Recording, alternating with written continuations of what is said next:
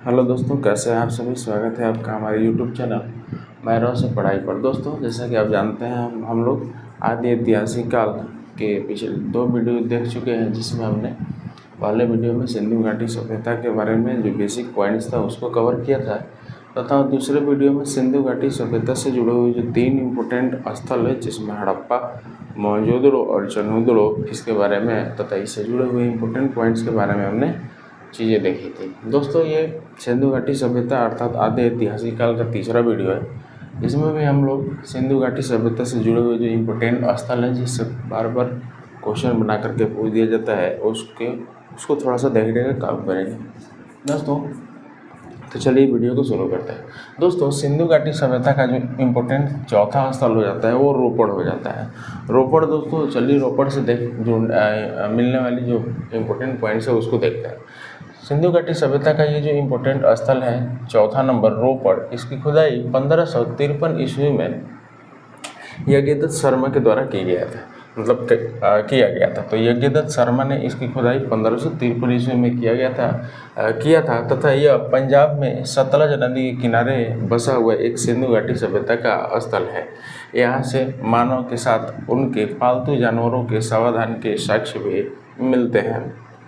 दोस्तों, यहाँ पर यानी कि ये जो रोपड़ नामक स्थल है, जो कि सतलज नदी के किनारे बसा हुआ है, यहाँ से मानव के साथ साथ उनके पालतू जानवरों के सावधान, यानी कि जब उनके पालतू जानवर जब उनके मालिक मर जाया करते थे, तो उनके साथ उनके जो पालतू जानवर थे, जो उनके प्रिय जानवर थे, उनको भी उन्हीं के साथ दफना दिया गया था। इसके भी प्रमाण मिलते हैं। दोस्तों, आपको शायद याद होगा कि हम जब पाषाण काल पढ़ रहे थे, तो पाषाण काल में हमने एक स्थल बुरजहोम के बारे में पढ़ा था, कि जो कि जम्मू और कश्मीर के क्षेत्र में पड़ता है। यहाँ पर भी इसी तरह से सावधान के साक्ष्य मिलते हैं, अर्थात वहाँ पर भी मालिक के साथ उनके पालतू कुत्तों के सावधान के साक्ष्य मिलते हैं। लेकिन यह एक नवपाषाणकालीन स्थल है, अर्थात यह पाषाण काल का स्थल है। बुरजहोम जो है वो पाषाण काल का स्थल है, जबकि रोपड़ जो है वो सिंधु घाटी सभ्यता के बाद का स्थल है, यानी कि पाषाण काल के बाद का स्थल है, जहाँ से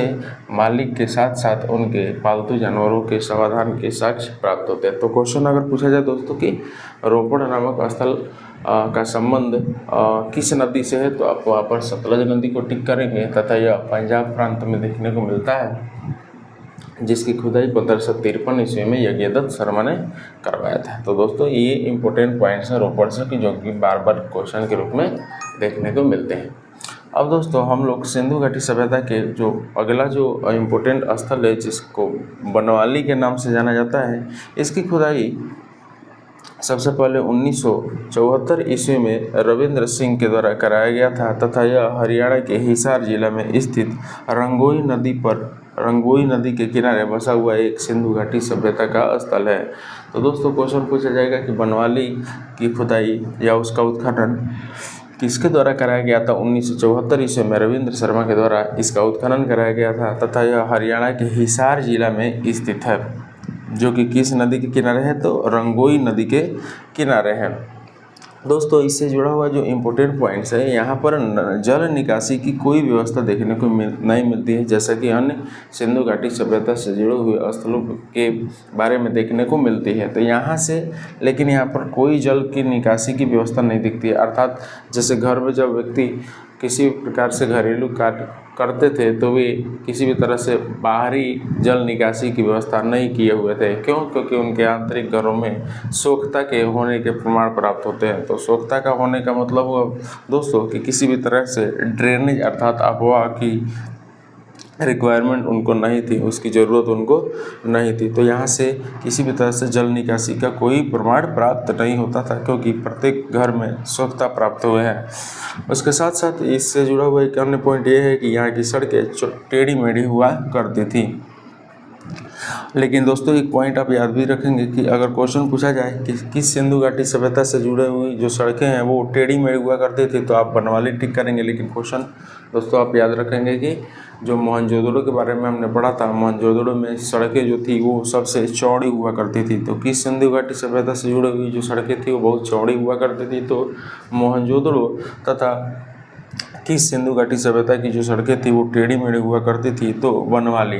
दोस्तों ये सिंधु घाटी सभ्यता से जुड़ा हुआ दूसरा 5वां सबसे इम्पोर्टेंट स्थल माना जाता है। उसके बाद से आइए हम लोग देखते हैं जो इससे जुड़ा हुआ जो 6वां इम्पोर्टेंट स्थल है वो है कालीबंगा। कालीबंगा के बारे में इम्पोर्टेंट पॉइंट्स हम लोग देखते हैं दोस्तों।